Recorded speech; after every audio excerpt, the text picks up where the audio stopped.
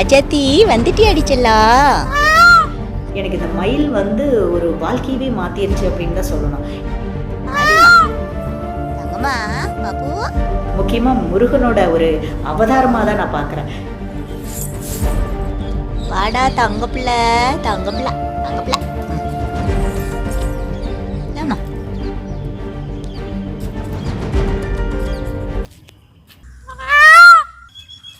முத்தை தருபத்தி திருநகை அத்திக்கிற சக்தி சரவண முக்தி கொருவித்து குருபரையன ஓதும் முக்கட்பரமற்கு சுருதியில் முற்பட்டது கற்பித்திருவர் முப்பத்தும் வர்க்க தமரர் மடிபேன பத்து தளிதத்தை கணிதொரு ஒற்றை கிரிமத்தை பொறுதொரு பட்டப்பகல் வட்டத்திகிரியில் இரவாக பத்தற்கிரிதத்தை கெடவிய பச்சை புயல் மெச்ச தகுபொருள் பட்சத்தோடு ரட்ச தருள்வதும் ஒரு நாளே தித்தித்தைய ஒத்த பரிபுர நித்த பதம் வைத்து பைரவி திக்க கணதிக்க கழுகொடு கழுகாட கொத்து பறி கொட்ட களமிசை குக்கு குகு குக்கு குகு குத்தி புதை புக்கு பிடியன முதுகூகை கொட்புற்றல நட்பற்ற உணர் வெட்டி பழியிட்டு குலகிரி கொத்துப்பட ஒத்து புறவழ பெருமாளே.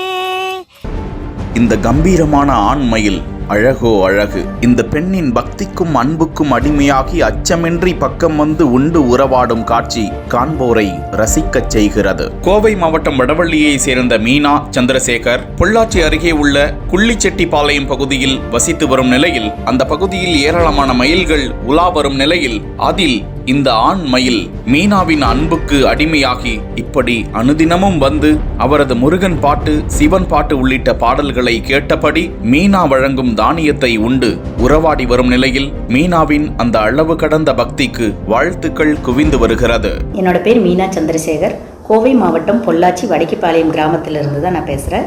என்னை திருமணம் பண்ணி கொடுத்தது இந்த ஊராக இருந்தாலும் எஜுகேஷனுக்காக, குழந்தைகளோட கல்விக்காக கோவையில் வடவள்ளியில் தான் என்னோடய 2 பெண் குழந்தைகளுமே படித்தாங்க. அப்போ எனக்கு ஒரு 36 வயசில் ஒரு வாய்ப்பு கிடைச்சதா மியூசிக் இசைக்கலைமணி நான் முடித்தேன்.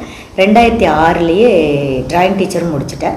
இந்த கலைகள் எல்லாம் குழந்தைகளுக்கு கொண்டு சேர்க்கறதோடு சரி இல்லாமல் காலேஜுக்கு, ஸ்கூலுக்கு எல்லா குழந்தைகளுக்கும் மோட்டிவேஷன் கிளாஸ் நிறைய நான் பண்ணியிருக்கேன். ஆயிரக்கணக்கான குழந்தைகளுக்கு பண்ணியிருக்கேன்.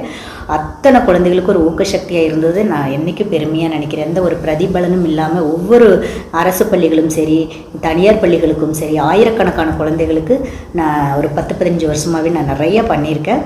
அத்தனை குழந்தைகளும் என்னை வந்து ஒரு தாய் மாதிரி தான் பார்ப்பாங்க.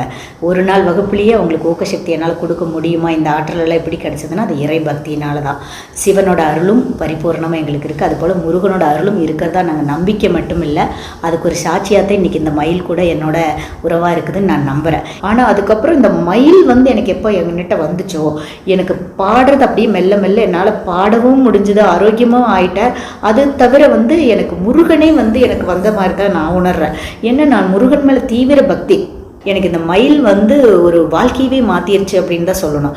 இவ்வளோ பெரிய மயில் எப்படி என்கிட்ட பழகுச்சுங்கிறது வந்து ஒரு இறை அனுகிரகமாக தான் நான் பார்க்குறேன். முக்கியமாக முருகனோட ஒரு அவதாரமாக தான் நான் பார்க்குறேன். இந்த ஒரு பிறப்பில் இந்த ஒரு மயில் கிடச்சது ஒரு பெரிய ஒரு பேராகவும் புண்ணியமாகவும் நான் நினைக்கிறேன். இது ஒரு பெரிய வரமாகவும் நினைக்கிறேன். இதை விட வாழ்க்கையில் என்ன பேர் வேணும் அப்படிங்கிற ஒரு தருணங்கள் எனக்கு தினமும் நித்தமும் நடக்குது அப்படின்னா அது இந்த மயில்னால தான்.